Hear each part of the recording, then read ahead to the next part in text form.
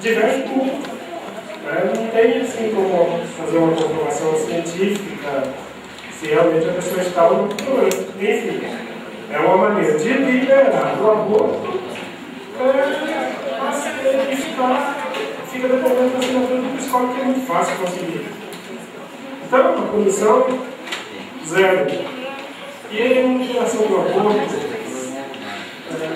esse é uma lei que fere o respeito à vida e alguns defendem alegando que liberdade da mulher, mas uma mulher não tem a liberdade de matar a única mulher que está no seu tempo.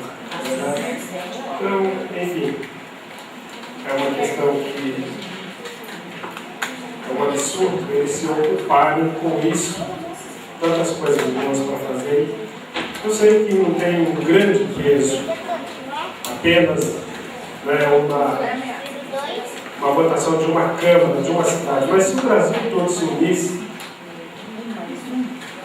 e fizesse uma pressão, mandasse moções de repúdio em grandes quantidades no Senado, nós conscientizaria um pouco para pensar antes de votarem nessa lei.